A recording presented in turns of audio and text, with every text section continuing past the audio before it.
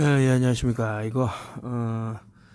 최근에 이제 뭐 제가 예전에 칼슘도 너무 과다했을 때 오히려 뼈에 있는 성분들을 빼내서 골다공증에 더 이렇게 걸릴 수 있는, 해로울 수 있는 이런 부분들을 쭉 말씀드렸는데, 이게 철분도 마찬가지예요. 제가 아파야 산다라는 책이죠. 샤론 모알렘이라는 분이 이제 쓰신 책인데, 우리가 왜 아플까라고 보면은 어떤 부분에서는 우리 몸이 어떻게 이제 외부에서 오는 이런 적들을 막아내기 위해서 아픈 경우도 있다, 뭐 이런 건데, 지금 이제 많은 분들이 이제 종합 비타민제를 드시는데, 여기 보시면 철분 함유 제제의 경우에는 이 점을 꼭 알아둬야 합니다. 어린이 손에 절대 안 된다는 점이죠. 어린이의 손에 닿으면 안 된다는 거고요. 6세 미만의 어린이가 철분제를 과다하게 먹을 경우 사망에 이를 수 있다. 어린 아이를 둔 집에서는 이 점을 절대로 유념하시기 바랍니다. 임산부 수유의 경우에도 복용 금지되는 점을 참고하세요. 아니, 뭐가 그렇게 위험하길래 철분이 이렇게 위험하다고 하는가? 뭐 많은 얘기 철분제에 대해서 뭐 많은 얘기했는데 한번 읽어드리면서, 이거는 아파야 산다라는 책의 30 몇 페이지입니까? 죄송합니다. 39페이지. 그럼에도 눈에 띄게 병원체에 감염된 사람이 별로 없었다. 이 의사는 이들 유목민 중 일부만 먼저 철분으로 치료해보기로 했다. 일부 유목민에게 빈혈 치료를 위해 철분 보충제를 주었더니 갑자기 감염률이 급등했다. 그러니까 다시 말해서, 뭐 저는 이제 바이러스가 엑소즘이라고 생각하지만, 뭐 박테리아라든가 뭐 이렇게 각종 세균, 암덩어리 이런 애들이 이 철분을 자신의 힘으로 이용을 한다, 이렇게 보고 있는 거죠. 유목민은 빈혈이 있음에도 불구하고 감염되지 않는 게 아니라 빈혈 때문에 감염되지 않았다. 철분 고정이 활발하게 일어나고 있었던 것이다. 그러니까 철분이 많으면 많을수록 분리할 수 있는 상황이 발생하기 때문에 이런 얘기가 나오고 있습니다. 35년 전 뉴질랜드의 의사들 토착민인 마오리오족 아기들에게 정기적으로 철분 보충제를 주사하였다.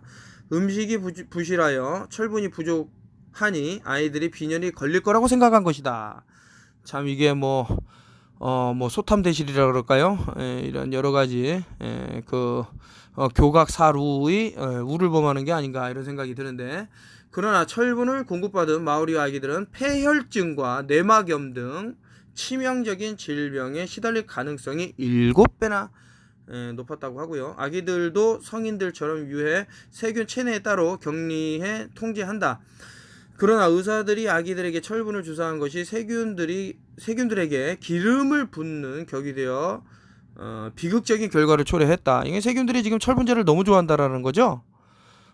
인위적으로 발생되는 철분들, 우리가 음식을 통해서 이렇게 자연적으로 섭취하는 것이 아닌 인공적으로 이렇게 섭취하게 하는 것은 위험한 것이 아닌가. 그래서 굳이 뭐 내가 빈혈이 있는 것 같아, 일어섰는데 어지러워, 이것이 이제 어떤 면역 반응, 내 몸을 지키기 위한 하나의 그런, 물론 이제 뭐 말도 안 되게 뭐 일어서는데 쓰러진다던가 이러면 안 되겠지만, 이건 보편적으로 이제 인간들이 겪을 수 있는, 이거 마오리족에 대해서 이제 뭐 설명하면서 드리는 말씀인데, 이런 세균 감염은 주사를 통해 철분을 투입하지 않더라도 일어날 수 있다. 철분 보충 음식은 세균의 먹이도 된다. 유아의 내장에는 식중독 포자가 많이 생길 수 있다라고 했는데, 제가 이거 예전에 한번 어린이한테 꿀을 먹이면 안 됩니다. 이거 뭐 자유원 치유라든가 뭐 이런 대체의학에서 꿀이 많이 나와요.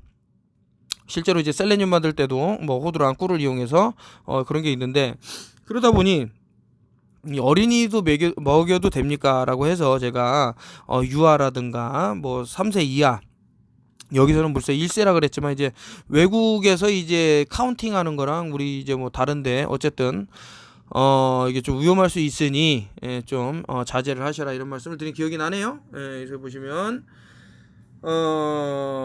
포자는 벌꿀에 들어있다. 따라서 부모들은 특히 만 1세 전 아기에게 절대 벌꿀을 먹여서는 안 된다. 포자가 싹이 트기라도 하는 날에는 치명적인 결과를 낳을 수 있다. 미국 캘리포니아주에서는 유아 식중독을 69건을 조사해 보았더니 식중독이 치명적인 경우와 그렇지 않은 경우에는 한 가지 중요한 차이점이 있음을 밝혔다. 모유 대신 철분 보충 이유식을 먹은 아이들이, 그러니까 이제 이유식도 잘 봐야 되는 게, 어떤 철분 성분이 많이 있다 그러면은 좀 여러분들이 생각을 해봐야 돼요. 어린이들이 더 취약하더라. 실제로 사망하는 사건이 있다던가.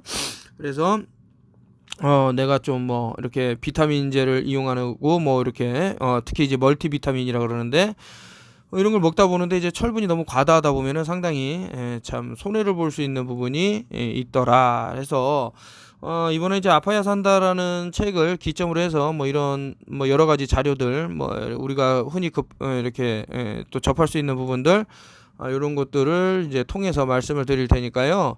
물론 이제 철분이 필요를 하죠. 그러나 이게 과다했을 때는 과유불급이 돼서 오히려 몸을 해칠 수 있고 이런 어떤 나쁜 세균들의 먹이의 온상이 되기 때문에 철분이라는 것이 꼭 좋은 것만은 아니고 인체에서 이제 또 자연적으로 또 이렇게 뭐 순환 시스템이라든가 이런 데서 뭐 혈액을 공급하고 다 자연적으로 돌아가는데 내가 이제 빈혈이 있는 것 같다 해서 뭐 고용량으로 이제 철분제를 드시게 되면은 많은 안 좋은 증상이 있더라. 뭐 물론 이제 요 아파야 산다라는 책에서는 많이 나열을 했습니다. 이제 철분에 대한 위험성에 대해서 상당히 이제 나열을 했는데 뭐 그냥 이거를 다 설명드리면 좀 어려운 부분도 있고요. 그래서 차라리 과유불급이다. 첨불제로 그지 안 먹어도 된다. 이제 아이를 낳고 이제 산모들은 이제 철분제가 필요하다라고 하는데 이것이 또 아이에게 어떤 영향을 미칠 수 있는 부분이 없지 않아 있기 때문에 아까 전에 모유수유에 대해서 들으셨을 겁니다. 그래서 차라리 철분제보다는 이제 다른 비타민이나 미네랄을 섭취하는 것이 훨씬 이득이 된다라고 보고 있습니다.